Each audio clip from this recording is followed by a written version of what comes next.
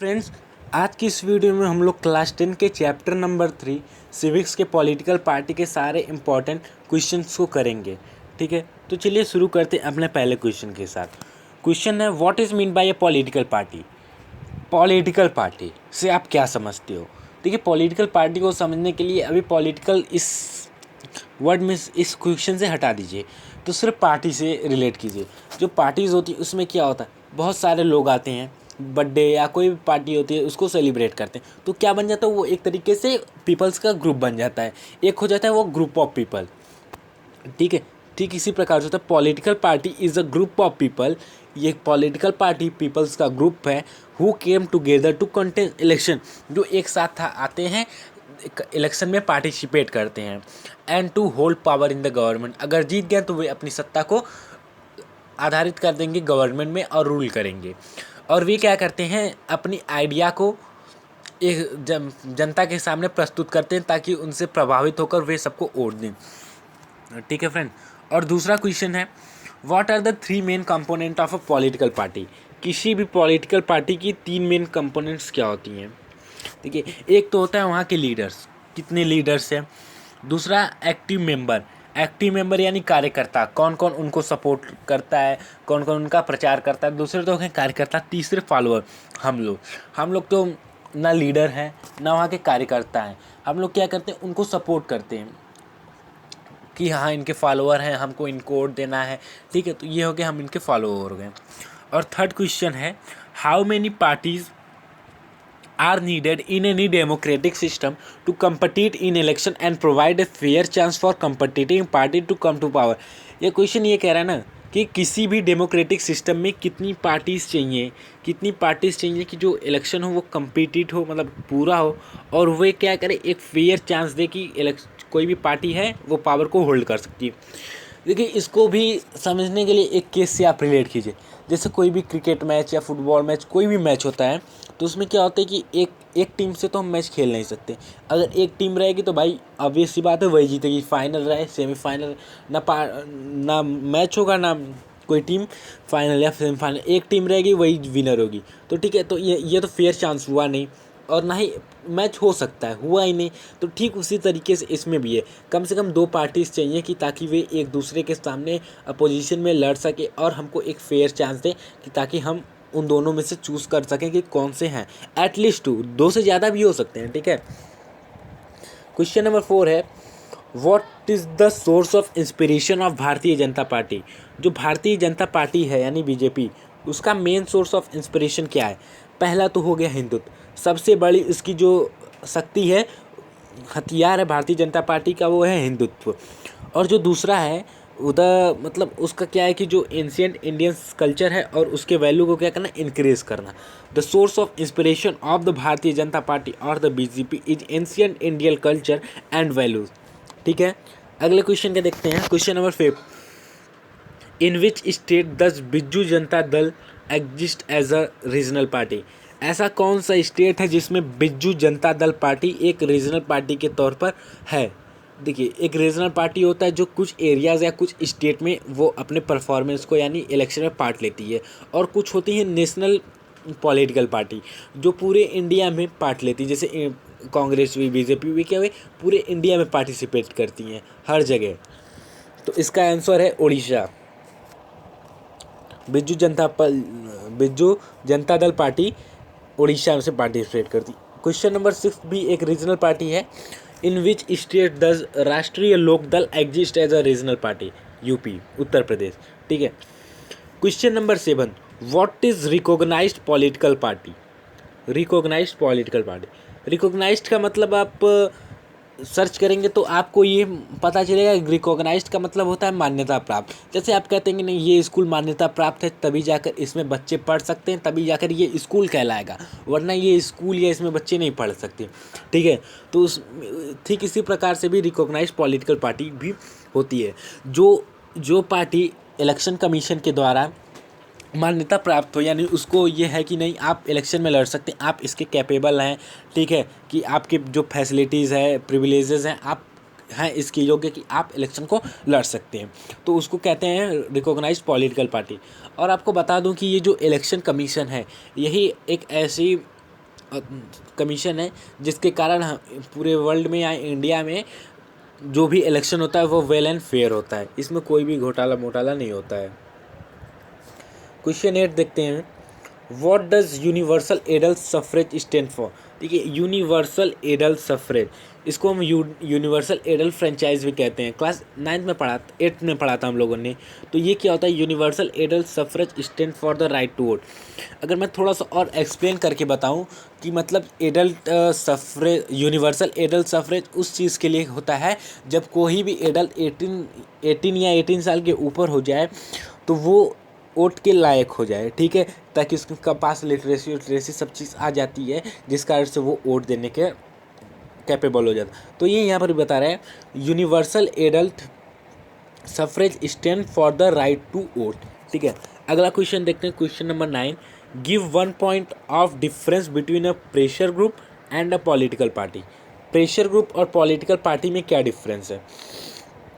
देखिए जो pressure group होता है वो ऑर्गेनाइज्ड अनऑर्गेनाइज्ड, ऑर्गेनाइज्ड और अनऑर्गेनाइज्ड का मतलब है संगठित असंगठित। ये संगठित भी होता है या नहीं संगठित, इसका कोई कन्फर्मेशन नहीं है यहाँ पर, जो कि अपनी अपनी जो इंटरेस्ट है वो सबके सामने प्रमोट करता है, सीख करता है, ठीक है। और पॉलिटिकल पार्टी क्या होती है वो मैंने बताया, जो कि पॉलिटिकल पावर को अटेंड करने के लिए इलेक्शन कमीशन में रहती है। और प्रेशर ग्रुप सिर्फ अपनी मुद्दों को सबके सामने रखता, और यहाँ पर ये भी रखते हैं, लेकिन ये क्या करते हैं, इलेक्शन में कंटेस्ट करने के लिए लेते हैं, और ताकि इनके पास पॉलिटिकल पावर आ जाए, सत्ता इनके हाथ में आ जाए। क्वेश्चन नंबर 10 है, which special privileges is given to recognised political party by the election commission. कौन सी ऐसी स्पेशल प्रिविलेजेस है जो कि पॉलिटिकल पार्टी रिकॉग्नाइज मानी मान्यता प्राप्त पॉलिटिकल पार्टी को दी गई है इलेक्शन कमीशन के द्वारा। ये जो क्वेश्चन है 2014 में आ चुका है। इसके आंसर की तरफ देखते हैं, RPP are given a special election symbol. जो आरपीपी का मतलब आरपीपी जो है ये स्पेशल इलेक्शन सिंबल दिया गया है, ताकि इसमें जो official candidate of the party can use the election symbol, यही जो एक सिंबल होता है ना रिकॉग्नाइज्ड पॉलिटिकल पार्टी के पास, ताकि जैसे एक सिंबल होता है, जैसे बीजेपी का कमल है, कांग्रेस का हाथ है कि पंजा है, नहीं सॉरी हाँ हाथ है शायद उसका, हाँ, और बीजेपी सॉरी बीएसपी का हाथी है, समाजवादी पार्टी का साइकिल है। तो ऐसे कई चीज़ें होती हैं, एक सिंबल दिया जाता है सबको। अगला क्वेश्चन देखते हैं, क्वेश्चन नंबर 11, ठीक है। Name the national political party which draw inspiration from the teaching of Sahu Maharaj, Mahatma Phule Naicker and Baba Saheb Ambedkar.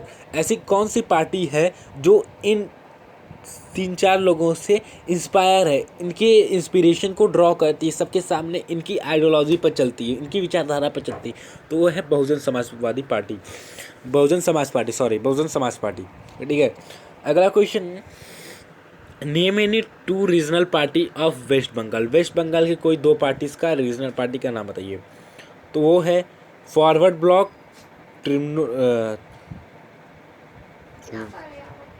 Forward block and Trinamool Congress, ये 2 पार्टीज हैं, ठीक है। क्वेश्चन नंबर 14 देखते हैं, what is the guiding philosophy of भारतीय जनता पार्टी। कौन कौन सी ऐसी गाइडिंग फिलॉसफी है। देखिए पहला तो हमने एक इससे पहले क्वेश्चन में डिस्कस किया था कि उनका जो मेन सोर्स ऑफ इंस्पिरेशन है क्या, एंशियंट कल्चर और उसके वैल्यूज़ को बढ़ाना है, और दूसरा है एंड वैल्यू कल्चरल हिंदुत्व, बताया मैंने पहले ही था आपको, हिंदुत्व, और एक इम्पॉर्टेंट एलिमेंट है जो है concept of Indian nationhood and politics. Question number 15 को डिस्कस करते हैं friends. Name any one political party that has a national level political organisation but not recognised as a national political party. ऐसी कौन सी party है जिसके पास national level political संगठन है लेकिन वो अभी मान्यता उसको प्राप्त नहीं है कि वो नेशनल पॉलिटिकल पार्टी के तौर पे लड़ सके। वो है कुछ पार्टीज़ हैं स्टेट लाइक, जैसे Samajwadi party, Samata party and Rashtriya Janata Dal. इनके पास ऐसे हैं जो कि recognise political party, national party नहीं है, ठीक है, नेशनल लेवल पे ये भी नहीं आई हैं। क्वेश्चन 16 देखते हैं, why did India adopt multi party system, give reason. ठीक है, देखिए मल्टी पार्टी सिस्टम क्यों अडॉप्ट किया। पहले तो आप इस चीज़ को समझ लीजिए कि हाँ कितने तरीके के पार्टी सिस्टम होते हैं। तो ऐसे 3 तरीके के पार्टी सिस्टम होते हैं, one party system, two and multi party system. कुछ जगह पर है जैसे चाइना हुआ, यहाँ पर क्या है सिंगल पार्टी है। यूएस और यूके में 2 पार्टीज़ हैं, 2 पार्टीज़ लड़ती हैं। और थर्ड है मल्टी पार्टी सिस्टम। देखिए मल्टी पार्टी सिस्टम मतलब कई पार्टियाँ आ जाती हैं, हर एक सबकी विचारधारा अलग अलग होती है। कोई किसी और रीजन से आता है, कोई किसी और रीजन से। देखिए क्या रीज़न है उसके लिए। India is a large country and has social and geographical diversity.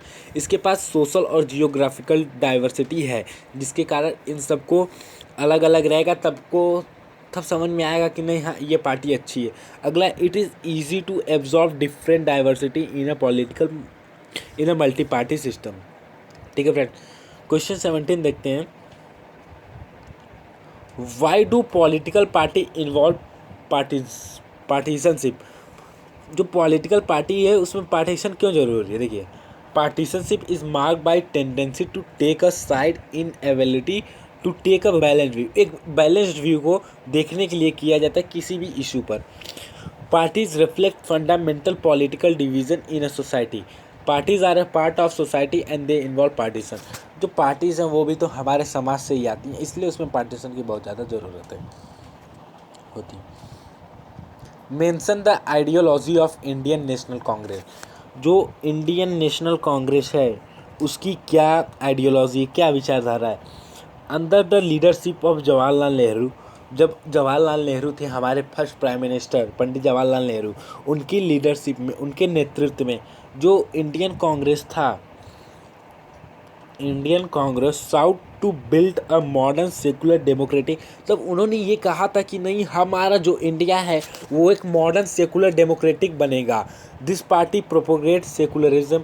इन्होंने क्या किया, सेकुलरिज्म और welfare of weaker section and minority association को इनको प्रमोट किया, मतलब उनको आगे आने का मौका दिया। It support new economic reform with a human पे। इन्होंने एक नए चेहरे के साथ उसमें अपनी जगह बनाई थी उस वक्त। क्वेश्चन नंबर 19 है friends. Name any one political party of India which grew out a movement. ऐसी कौन सी पार्टी जिसने किसी भी मूवमेंट को बढ़ावा दिया हो।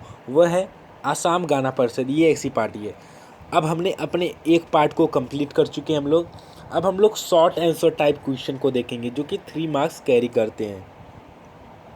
तो देखते हैं, चलिए पहला क्वेश्चन शॉर्ट का। Name the national political party which get inspiration from Indian ancient culture and value. एक क्वेश्चन क्या था इसका है भारतीय जनता पार्टी। दूसरा क्वेश्चन क्या बन सकता था, what was the ideology of the, what was the source of inspiration of the BJP. दूसरा क्वेश्चन घुमा के पूछ दिया, आंसर को क्वेश्चन की तरफ पूछा। तो आपको हर तरीके से तैयार रहना और इस पार्टी के कोई 4 फीचर्स को बताइए। ठीक है, आंसर की तरफ इसको देखते हैं। तो ऐसी कौन सी पार्टी थी, वह थी भारतीय जनता पार्टी। ये कब फाउंड हुई थी, 1980। और ये जो भारतीय जनता पार्टी थी ये 1980 में फाउंड हुई और एक लोगों के लिए इंस्पिरेशन थी कि ये जो इंडियन एंशिएंट कल्चर और इसके वैल्यू को क्या करती थी, ये बढ़ाती थी। और इसके फीचर्स की तरफ थोड़ा देख लेते हैं। Cultural nationalism, Hindutva is an important element in the conception of nationhood and politics. और इनका क्या विचारधारा था कि नहीं हिंदुत्व किसी भी पॉलिटिकल कंट्री के लिए बहुत इंपॉर्टेंट है। दूसरा, want full terrier and political integration of Jammu and Kashmir with India. और ये क्या चाहते थे, जो जम्मू एंड कश्मीर है वो ऐसा इसको माना जाता था कि वो थोड़ा सा अलग होता है, लेकिन उनका कहना था कि नहीं हमको इसको भी अपने साथ लाना है। क्वेश्चन इसका थर्ड पॉइंट देखते हैं हम लोग। A uniform civil code for all people living in country irrespective of regional and ban on religious conversion. और लोग क्या कहते हैं ना, कई बातें बनाते हैं रिलीजियस के ऊपर, धर्म के ऊपर बहुत सारी बातें बनाते थे और इनका क्या कहना, नहीं ऐसी बातें नहीं होनी चाहिए। ठीक है, फोर्थ पॉइंट देखते हैं। Earlier limited to north and west and to urban area, the party expanded support in the south east and the north east and rural area. क्या था, देखिए जो था पहले में था कि जो नॉर्थ और वेस्ट है और टर्बन एरियाज़ कुछ हैं, वहाँ पर जो पार्टीज़ हैं उनको सपोर्ट किया जाता था, सिर्फ नहीं होता था, लेकिन अब क्या है, पूरे पूरे इंडिया में उसको सपोर्ट किया जाता है।